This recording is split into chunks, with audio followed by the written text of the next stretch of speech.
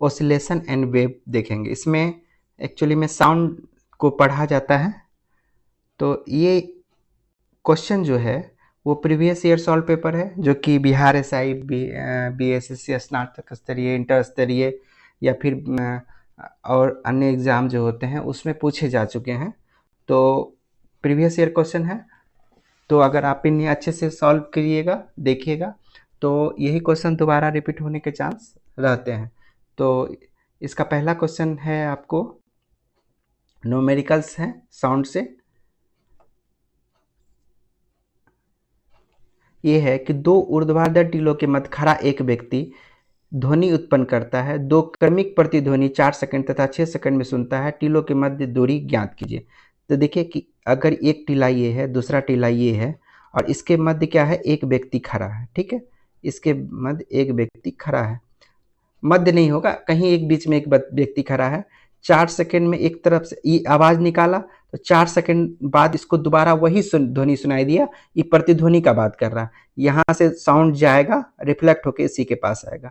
फिर ये है कि अगर इस टीला के पास इसका साउंड जाएगा तो टकरा के क्या होगा, इसी के पास आएगा। तो इस यहाँ पे इसको 6 सेकंड में सुनाई देता है। तो अब एक काम करते हैं, हम लोग इसको x मान लेते हैं, ठीक है, और इसको y मान लेते हैं। ठीक है, तो ये होता है टाइम बराबर होता है डिस्टेंस बटा वेलोसिटी। ये फॉर्मूला आप याद रखिएगा, टाइम बराबर डिस्टेंस बटा वेलोसिटी होता है। अब देखिए यहाँ डिस्टेंस जो है, टाइम जो लग रहा है 4 सेकंड, 4 सेकंड कब लग रहा है कि यहाँ से इस व्यक्ति का आवाज जो है यहाँ गया, अब फिर यहाँ पे आया, उसमें 4 सेकंड लगा।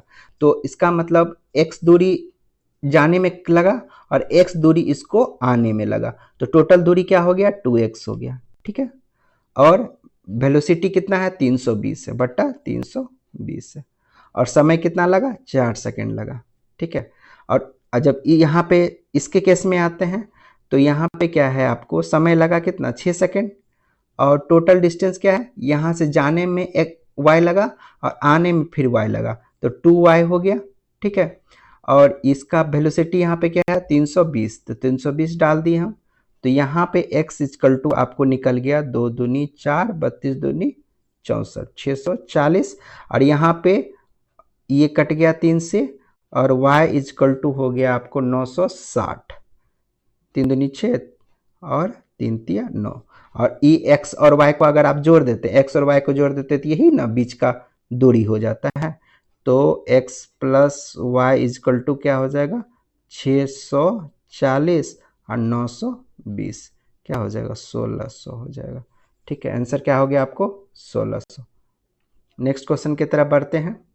एक पुल से एक पत्थर को नदी में स्वतंत्र रूप से छोड़ दिया जाता है। वह नदी की जल के सतह को स्पर्श करने में 5 सेकंड का समय लेता है। जल के सतह से पुल की ऊंचाई ज्ञात कीजिए। सोचिए कि ये एक पुल है और यहाँ पे पानी है। ठीक है, पानी है, और यहाँ से एक गेंद को क्या किया जाता है, स्वतंत्र रूप से, मतलब स्वतंत्र रूप का मतलब होता है u equal to initial velocity क्या है, शुरुआत में वेलोसिटी 0 है। यहाँ से जब छोड़ा तो यहाँ पे पहुंचा, पहुंचने में कुछ समय लगेगा।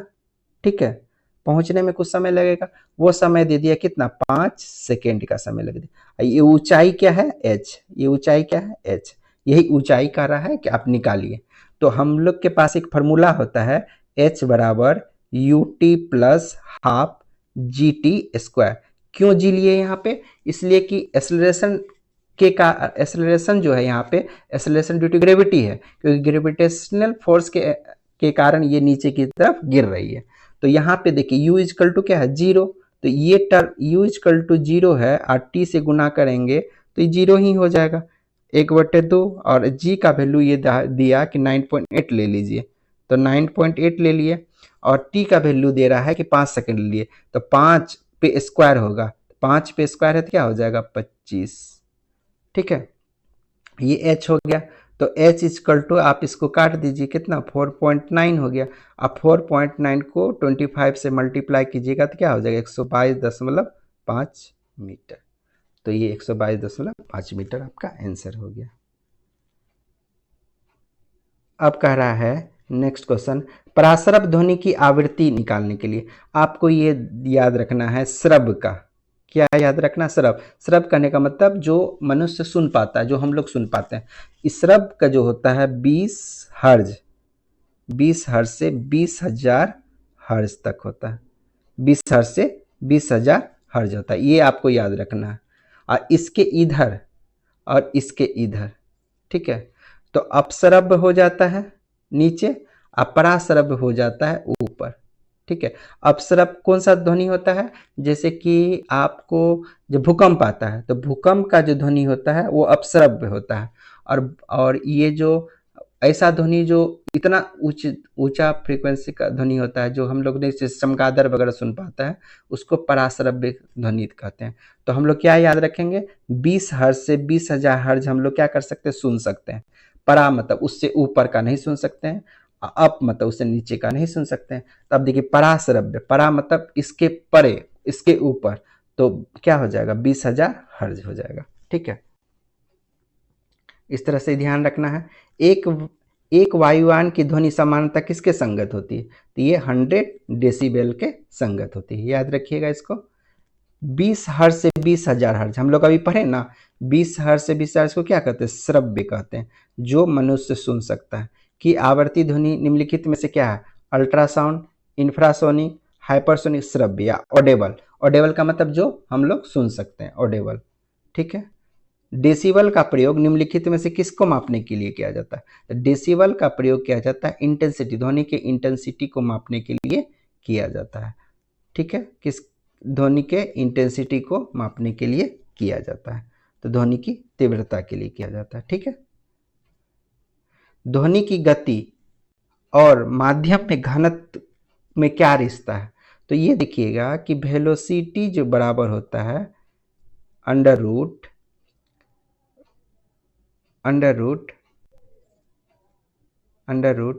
गामा पी बटा रो के। क्या होता है? गामा पी बटा रो के। गामा बल्क मॉडुलस हो गया, पी आपको यहाँ प्रेशर हो गया, और गामा आपको, रो जो है ये डेंसिटी, ये क्या है? डेंसिटी हो गया, ये आपको डेंसिटी है।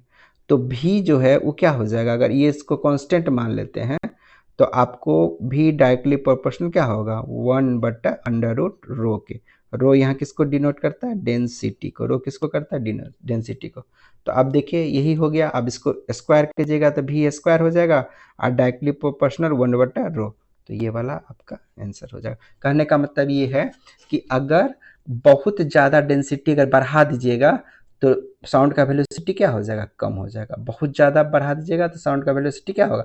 क्योंकि साउंड के वेलोसिटी को कंपन करना पड़ता है, जैसे, ठीक है ना, साउंड का वेलोसिटी कंपन करता है, तब ही साउंड को क्या करता है? आगे पास करता है। अब सोचिए कि यहाँ पे इसको थोड़ा कंपन करें, आप यहीं पे सटा के दूसरा रख दीजिएगा, फिर यहीं सटा के तीसरा रख दीजिएगा, तो इसको कंपन करने का क्या होगा? जगह ही नहीं मिलेगा। तो जगह नहीं मिलेगा तो साउंड का वेलोसिटी क्या होगा? कम हो जाएगा। इसलिए डेंसिटी का क्या होता है? व्युत्क्रमानुपाती होता है। अगर डेंसिटी ज़्यादा बढ़ा दीजिएगा तो वेलोसिटी क्या हो जाएगा? कम हो जाएगा, ठीक है। अब अगला क्वेश्चन है कि कौन सा विद्युत चुंबकीय तरंग नहीं है? तो विद्युत चुंबकीय तरंग में कौन सा आता है आपको? रेडियो वेव आ जाता है, अवरक्त आ जाता है, पराबैंगनी आ जाता है। ये ध्वनि जो है ये आपको विद्युत चुंबकीय तरंग नहीं है। ध्वनि क्या है? विद्युत चुंबकीय तरंग नहीं है, ठीक है। ध्वनि तरंगे किस प्रकार की तरंगे है? तो दो तरह का होता है। एक अनुप्रस्थ होता है, ठीक है, अनुप्रस्थ होता है। एक होता है अनुदैर्घ्य होता है। क्या होता है? अनुदैर्घ्य होता है। अब देखिए, एक तो सिंपल आपको हम ट्रिक बता देते याद करने का। ध्वनि थे ना हमारे विकेट कीपर ध्वनि, ठीक है, कैप्टन कूल। कूल, कूल का मतलब क्या हो गया? कैप्टन कूल कहा जाता था। क्या कहा जाता है इसको? कैप्टन कूल कहा जाता। कूल का मतलब क्या? हमेशा शांत रहना, धैर्य रखना, ठीक है। क्या करते थे? धैर्य रखते थे। तो ध्वनि क्या हो गया? धैर्य हो गया। ध्वनि से धैर्य, ध्वनि से धैर्य, बस इतना ही याद रखिएगा। अगर ध्वनि धैर्य हो गया, अनुधैर्य हो गया, अनुधैर्य, तो अनुप्रस्थ क्या हो जाएगा? लाइट हो जाएगा। लाइट क्या हो जाता है? अनुप्रस्थ। और अनुधैर्य ध्वनि अनुधैर्य, ठीक है। एक्चुअली में इसका ये मतलब होता है कि अनुधैर्य का मतलब होता है कि जहां साउंड चल रहा है, ठीक है, तो उसी डायरेक्शन में अगर कंपन होगा, उसी जिस डायरेक्शन ध्वनि चल उसी डायरेक्शन में अगर कंपन होगा तो उसको कहते हैं अनुदैर्य। अगर ध्वनि चल रही है इस डायरेक्शन में और पार्टिकल्स का कंपन जो होगा इस डायरेक्शन में होगा, परपेंडिकुलर होगा, तो उसको अनुप्रस्थ कहते हैं। लेकिन आप याद रखने के लिए याद रखिएगा, ध्वनि मतलब धैर्य, ध्वनि धैर्य, ध्वनि धैर्य, तो आपको यह पता चल जाएगा कि ध्वनि अनुधैर्य तरंग है। ठीक है, अब आ गई, टेलीविजन के सिग्नल को एक निश्चित दूरी के आगे स्थानों पर साधारणतः नहीं प्राप्त होते हैं, तो इस सिग्नल की तीव्रता कम हो जाती है, एंटीना का सामर्थ्य कम होता है, ऐसा नहीं है। वायु में सिग्नल अवशोषित ये है, लेकिन उतना भी ज़्यादा नहीं है कि ये परेशान कर सके। वायु में सिग्नल अवशोषित, तो इसको भी बहुत नहीं मानते। चौथा ऑप्शन जाते हैं, पृथ्वी की वक्रता के कारण सिग्नल वहाँ नहीं पहुँच। सही बात है, पृथ्वी की वक्रता के कारण, ठीक है, पृथ्वी की वक्रता के कारण जो है सिग्नल वहां नहीं पहुंच पाते हैं, ये ध्यान में रखिएगा। अब आते हैं हम लोग, निम्नलिखित में कौन सी घटना ध्वनि तरंगों द्वारा प्रदर्शित नहीं की जाती है। कहने का मतलब हो गया कि हम क्या बताएं कि ये जो ध्वनि होता है वो अगर इस दिशा में जा रही है तो इसी दिशा के बीच क्या करती है, अगर ध्वनि को ऐसे जाना है, ठीक है, तो ध्वनि इसी दिशा में क्या करती, कंपन करती है। ठीक है, जिस दिशा में चलना है उसी दिशा में आराम से धैर्य बनाते हुए आगे बढ़ती रहती है, इसलिए तो इसको अनुधैर्य कहते हैं। ठीक है, तो लेकिन लाइट का क्या होता है, वो परपेंडिकुलर चल रही इस दिशा में और इस दिशा में रोटेट करते रहेगी, इस दिशा में रोटेट करेगी, मतलब उसके परपेंडिकुलर रोटेट करेगी, करते रहेगी, उसके परपेंडिकुलर क्या करेगी, रोटेट। उसमें हम क्या करते हैं, एक ध्रुवन प्लेट लगा देते हैं, और ध्रुवन प्लेट लगाने के बाद क्या होता है कि ये एक दिशा में ही ध्वनि, सारा दिशा की जगह पे क्या हो गया, एक दिशा में ध्वनि आपको चलता हुआ दिखाई देगा, सॉरी एक दिशा में ही वेव चलता हुआ दिखाई देगा, एक दिशा में, तो इसको क्या कहते हैं, लाइट वेव कहते हैं। क्या कहते हैं, लाइट वेव। ये आपको क्या हो गया, क्योंकि ये परपेंडिकुलर तो है नहीं, अनुदेश, अब परपेंडिकुलर को ही क्या करता है, वन डायरेक्शन में डाल देता है, परपेंडिकुलर को वन डायरेक्शन। ध्वनि तो क्या है, परपेंडिकुलर है ही नहीं, जब ध्वनि परपेंडिकुलर है ही नहीं तो इसमें ध्रुवन की प्रक्रिया, पोलराइजेशन की प्रक्रिया नहीं होगी। तो पोलराइजेशन की प्रक्रिया किसमें, ध्रुवन की प्रक्रिया किसमें होती है, वो लाइट वेव में होती है। साउंड वेव में, ध्वनि में वो ध्रुवन की प्रक्रिया नहीं होती है, क्योंकि वो ध्वनि जो है वो जिस दिशा में जाना है उसी दिशा में क्या करती है, कंपन करती है, परपेंडिकुलर कंपन नहीं करती है। चिकित्सा के रूप में एक्सरे का प्रयोग निम्नलिखित में से किस बीमारी का, जैसे हड्डी टूट गया, हड्डी वगैरह टूट जाता है, क्या करते हैं हम लोग, क्रैक आ जाता है इस तरह से, तो एक्सरे करवाते हैं, तो विकृति जन्य हो गया। ठीक है, ध्वनि तरंगे नहीं चल सकती है, तो अब देखिए ध्वनि को क्या चाहिए, माध्यम चाहिए। यही पार्टिकल्स कंपन करते हुए क्या करेगी, आगे बढ़ते रहेगी। यहाँ मतलब यहाँ एक पार्टिकल से ई कंपन किया, फिर इधर आ गया, फिर यहाँ पे को टकरा दिया, फिर इधर आगे बढ़ते चला, तो यही पार्टिकल्स जो क्या करती है, आगे साउंड को बढ़ाते जाती है। अगर पार्टिकल्स ना हो तो वो किसके टकराएगी, कैसे कंपन करेगी, तो इसको कंपन करने के लिए पार्टिकल्स का आवश्यकता होता है, किसके लिए, साउंड के लिए। तो ठोस में कर सकती है, हाइड्रोजन भी गैस उसमें पार्टिकल से कर सकती है, निर्वात में इसमें कोई कण नहीं है, कोई माध्यम नहीं है, अगर कण नहीं हो तो वहां पे ध्वनि नहीं चल सकती, क्योंकि ये अपने पार्टिकल्स के कंपन के कारण ही क्या करती है, आगे बढ़ती है। तो ये आंसर आपका क्या हो जाएगा, सी होगा, निर्वात में वो नहीं चल सकती है। अणु के दो क्रमिक संघटनों के मध्य द्वारा चलित औसत दूरी क्या है। कहने का मतलब जब एक पार्टिकल्स ये है, ठीक है, तो और यहाँ पे पार्टिकल्स है, तो जब ये पार्टिकल्स इधर चली तो चलने के बाद टकरा गई, टकराने के बाद किधर चल जाएगी, इस साइड में चल जाएगी, और इस साइड में गई, यहाँ पे कोई पार्टिकल्स रखा हुआ, फिर टकरा के क्या हो गई, किधर भी जा सकती, इधर चली गई। ठीक है, फिर यहाँ भी एक पार्टिकल्स था पहले से ही, तो ये टकरा के क्या होगी, इधर आ गई। तो हमेशा ये क्या करती है, माध्यम के कण से क्या करती है, टकराते हुए चलती है माध्यम। तो इसी का जो हम लोग, जैसे इसका D1 ले लिए, इसका D2 ले लिए, इसका D3 ले लिए, D4 ले लिए, और समय इसका T1 लगा, फिर यहाँ पे T2 है, ये T3 है, ये T4 है, तो इसी को क्या करिए, D1 plus D2 plus D3 dash dash dash T1 plus T2 plus T3, इसी को जो हम लोग कहते हैं क्या कहते हैं, चलित औसत दूरी कहते हैं। तो ये वाला जो आपको क्या हो गया, इसी का जब हम लोग मीन निकाल लेंगे तो इसी को क्या कहते हैं हम लोग, ये क्या कहते हैं, चलित औसत दूरी कहते हैं। क्या कहते हैं, चलित औसत दूरी को क्या कहते हैं, तो माध्य मुक्त पथ कहते हैं। क्या कहते हैं, मीन, माध्य का क्या हो जाएगा मीन, पथ का फ्री, मीन मुक्त का फ्री, पथ का पाथ, मीन फ्री पाथ कहा जाता है। ठीक है, समझ गए। एक कण जब चलती है तो अपने माध्यम के दूसरे कण से क्या हो जाती है, टकराती है, टकराते के कारण अपने रास्ते से क्या हो जाती है, विचलित हो जाती है। फिर वो आगे बढ़ी, फिर इसी तरह से इसको जाना था इस साइड में, ठीक है, लेकिन हमेशा क्या हो, टकराते टकराते आगे बढ़ते जा रही है, टकराते टकराते आगे बढ़ते जा रही है। इसीलिए इसका क्या करते हैं हम लोग, मीन निकाल लेते हैं, उसी को क्या कहते हैं, मीन फ्री पाथ कहते हैं। ठीक है, 14 नंबर। 15 नंबर, सोनार में प्रयुक्त तरंगे कौन सी होती है, पराध्वनि।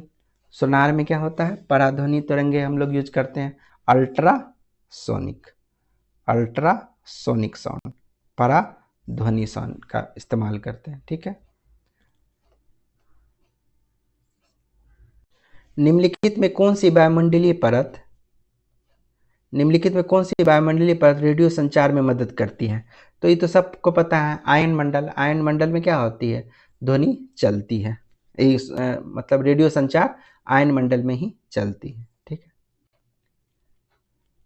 निम्न में कौन सी विकिरण का सबसे कम तरंग दैर्घ्य होता है। अब देखिए, विकिरण, इसमें इलेक्ट्रो स्पेक्ट्रम होता है, इलेक्ट्रोमैग्नेटिक स्पेक्ट्रम होता है, जिसको कि याद रखना है। तो आप एक चीज हम आपको ट्रिक देते हैं, उसको आप याद रखिएगा। गामा, गामा एक लड़का है, गामा के पास एक एक्स यू भी क्या कार है, गामा के पास एक एक्स यू भी कार होता है ना, गामा के पास एक्स यू भी कार है जो मेरे रडार पे है, इन माय रडार। गामा के पास जो एक्स यू भी कार है, इन माय रडार, मेरे रडार में है। गामा के पास एक्स यू भी कार जो है, इन माय रडार, गामा से क्या हो जाएगा, गामा रेज, गामा से क्या हो जाएगा, गामा रेज। एक्स से क्या हो जाएगा, एक्स रेज। ठीक है, यू से अल्ट्रा वायलेट, अल्ट्रा वायलेट। भी से क्या हो जाएगा, विजिबल, विजिबल। इन से क्या हो जाएगा, इंफ्रारेड, इंफ्रारेड। एम से हो जाएगा माइक्रोवेव, माइक्रोवेव। और आर से हो जाएगा रेडियो वेव। ठीक है, तो ये याद रखिएगा। ये ऊपर से नीचे जब हम लोग जाएंगे, ऊपर से नीचे जब जाएंगे, फ्रीक्वेंसी क्या होगा, कम हो जाएगा, फ्रीक्वेंसी कम होगा, फ्रीक्वेंसी क्या होगा, कम होगा। इसका मतलब सबसे ज़्यादा फ्रीक्वेंसी किसके पास है, गामा के पास, उसके बाद एक्सरे के पास, उसके बाद यूवी, फिर विजिबल, फिर इंफ्रारेड, फिर माइक्रोवेव, फिर रडार के पास। तो फ्रीक्वेंसी सबसे ज़्यादा किसके पास, गामा के पास। और एक चीज़ याद रखिएगा कि फ्रीक्वेंसी जिसका ज़्यादा रहेगा उसके पास एनर्जी क्या होगा, ज़्यादा होगा। जिसके पास फ्रीक्वेंसी ज़्यादा उसके पास एनर्जी ज़्यादा। और एक चीज़ और याद रखिएगा, फ्रीक्वेंसी ज़्यादा तो तरंग दैर्घ्य क्या हो जाएगा, कम। फ्रीक्वेंसी जो होता है वो इन्वर्सली प्रोपोर्शनल टू किसका होता है, लैम्डा के, तरंग दैर्घ्य के। फ्रीक्वेंसी जो है इन्वर्सली प्रोपोर्शनल टू किसके होता है, तरंग दैर्घ्य के। तो फ्रीक्वेंसी ज़्यादा तो तरंग दैर्घ्य क्या हो जाएगा, फ्रीक्वेंसी ज़्यादा तो तरंग दैर्घ्य कम, फ्रीक्वेंसी ज़्यादा तरंग दैर्घ्य क्या हो जाएगा, कम हो जाएगा। तो सोचिए कि गामा का फ्रीक्वेंसी क्या है, ज़्यादा, गामा की एनर्जी ज़्यादा, तो तरंग दैर्घ्य क्या हो जाएगा, कम हो जाएगा। कहने का मतलब कैसे चलेगी, अगर गामा का बात करते हैं तो ऐसे चलेगी और आगे ऐसे बढ़ते रहेगी, ऐसे। तो ये क्या हो गया, गामा हो गया। ठीक है, गामा के बाद क्या होता है, गामा एक्स का ये हो जाएगा, यू का ये हो जाएगा, भी का ये हो जाएगा, गामा एक्स, इन ये हो जाएगा, एम माई ये हो जाएगा, रडार ये हो जाएगा। मतलब यहाँ पे फ्रीक्वेंसी क्या है कि वेव जो बहुत तेजी से क्या कर रही है, रोटेट कर रही है। एनर्जी ज़्यादा है तो तेजी से क्या कर जा रही है, अपना पाथ को कवर कर ले रही है। यहाँ पे एनर्जी क्या काम है, बहुत दूर दूर में धीरे धीरे, तो मतलब यहाँ पे तरंग दैर्घ्य क्या है, ज़्यादा है। और यहाँ देखिए कितना कम, छोटा सा तरंग दैर्घ्य है। तो एनर्जी ज़्यादा होगा तो तरंग दैर्घ्य क्या हो जाएगा, कम हो जाएगा। ठीक है, तो अब देखिए थोड़ा सा याद रखिएगा, ध्यान रखिएगा, निम्न में कौन सा विकिरण सबसे कम तरंगदैर्घ्य होता है। तो अब देख लिए ये हम लोग का क्या है, गामा एक्सयूवी। तो गामा के पास सबसे ज़्यादा क्या है, सबसे ज़्यादा फ्रीक्वेंसी है। तो फ्रीक्वेंसी सबसे ज़्यादा है तो तरंगदैर्घ्य क्या हो जाएगा, सबसे कम होगा। फ्रीक्वेंसी ज़्यादा तो वेवलेंथ क्या हो जाएगा, कम हो जाएगा। फ्रीक्वेंसी ज़्यादा तो वेवलेंथ कम हो जाएगा। ठीक है, अब देखिए निम्नलिखित में कौन सी विकिरण का तरंगदैर्घ्य न्यूनतम, फिर वही बात हो गया। फ्रीक्वेंसी क्या होता है, इन्वर्सली प्रोपोर्शनल टू लेमडा। ठीक है, फ्रीक्वेंसी का होता है डायरेक्टली प्रोपोर्शनल टू एनर्जी के, एनर्जी के डायरेक्टली प्रोपोर्शनल और तरंगदैर्घ्य के इन्वर्सली प्रोपोर्शनल। और हम लोग जानते हैं कि गामा, ठीक है, गामा का क्या होता है, फ्रीक्वेंसी सबसे ज़्यादा होता है। गामा का फ्रीक्वेंसी क्या होता है, सबसे ज़्यादा, और तरंगदैर्घ्य क्या हो जाएगा, कम हो जाएगा। वही क्वेश्चन था, तो गामा कितने हो जाएगा। अब देखिए डॉपलर प्रभाव के अनुसार जब स्रोत प्रेक्षक की ओर चलता है तो वो, अब देखिए डॉपलर प्रभाव है क्या, कहने का मतलब एक आपके पास एक कार है, ठीक है, एक कार है और यहाँ पे एक श्रोता है, ठीक है, यहाँ पे एक आदमी है और ये कर रहा है कि साउंड रिलीज कर रहा है। तो साउंड क्या हो रहा है, आगे बढ़ते जाएगा, आगे बढ़ते जाएगा। तो सोचिए कि 1 सेकंड के अंदर इसके पास अगर पहुंच रहा है साउंड, ठीक है, तो यहाँ पे ये क्या है, शुरुआत में खड़ा हुआ है, ऐसे ही अस्थिर है। अब ये करेगा कि इसके तरफ चलना शुरू करेगा, ठीक है। तो चलना जब शुरू करेगा तो ये जो साउंड 1 सेकंड में इसके पास पहुंच रहा था, अब क्या होगा, 1 सेकंड से पहले ही क्या होगा, इसके पास पहुंचना शुरू कर देगा। तो 1 सेकंड से जल्दी पहुंचेगा तो आवृत्ति क्या हो जाएगा, बढ़ जाएगा। तो वही कह रहा है कि डॉपलर प्रभाव के अनुसार जब स्रोत, स्रोत जो है क्या है, स्रोत है, कार के पास क्या होता है, हॉर्न होता है, वही बजा रहा है, साउंड निकाल, प्रेक्षक की ओर चलता है तो क्या होगा, तेजी से इसके पास क्या होगा, पहुंचेगा। पहले 1 सेकंड में पहुंचता है, 1 सेकंड से कम में पहुंचेगा। स्रोत से कम आवृत्ति मापता है, स्रोत से ज्यादा आवृत्ति मापता है, अनंत आवृत्ति मापता है, स्रोत के बराबर नहीं। स्रोत जो पहले जो दोनों अस्थिर था तो उस समय एक सिंपल आवृत्ति था, और जैसे ही स्रोत क्या हुआ उसके तरफ चलना शुरू तो आवृत्ति क्या हो गया, जल्दी पहुंचने लगा। तो आवृत्ति क्या हो जाता है, स्रोत से आवृत्ति ज्यादा आवृत्ति उसके पास पहुंचता है, मतलब मापता है। वो देख रहा है कि बहुत तेजी से, आप भी देखे होंगे कि कार वगैरह जब होता है दूर में रहता है, अगर हॉर्न बजा रहा है तो कम साउंड आता है, जैसे जैसे आपके पास पहुंचता साउंड क्या होता है, बढ़ जाता है। तो आप क्या करते हैं, ज्यादा साउंड समझ सुनने लगते हैं। वही बोल रहा है, आवृत्ति ज्यादा मापता है, इंटेंसिटी ज्यादा मापता है, ठीक है, श्रिलनेस ज्यादा मापता है। ठीक है, तो ये समाप्त हो गया आपका। तो ये जो भी क्वेश्चन मैंने दिया है इसका पीडीएफ भी टेलीग्राम पे उपलब्ध रहता है, तो आप डाउनलोड कर सकते हैं इस पीडीएफ को, और इसको आप प्रैक्टिस कीजिए ताकि आपका एग्ज़ाम में जो क्वेश्चन आने वाला है वो क्वेश्चन आपसे बन जाए। और चैनल को सब्सक्राइब कीजिए, वीडियो को लाइक कीजिए। धन्यवाद।